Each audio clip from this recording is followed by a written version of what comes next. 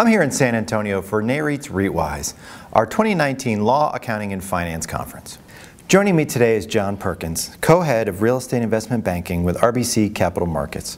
John, thanks so much for joining us. Thank you. Now, here at REITwise, you moderated a session on the state of the capital markets. How would you rate the overall state of the market for REITs right now?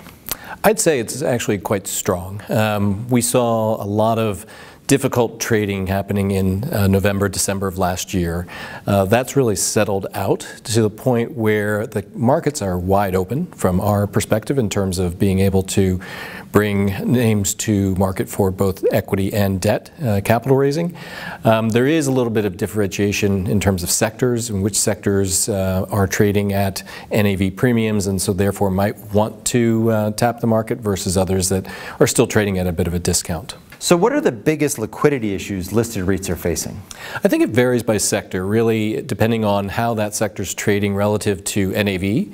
And so in some of the sectors we see a lot of capacity to raise public equities because they are trading at a premium to their NAVs, and others are having to look to the private markets because of their discount in the public markets. And so the capital is there for both, and it's a question of where REITs are looking for that liquidity.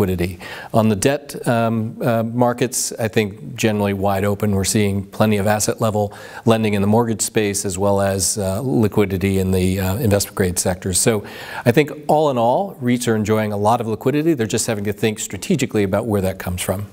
And finally, let's fast forward 10 years. How different do you think the REIT market's going to look in 2029? So it's a big question. I put that to my panel as well. And I think you're going to see continued growth of the large cap names. They're just going to continue to acquire and grow both from public to public transactions as well as private to public transactions. I think we'll also continue to see new entrants. I think one of the big changes we saw over the past 10 years has been a number of the sectors that didn't exist before.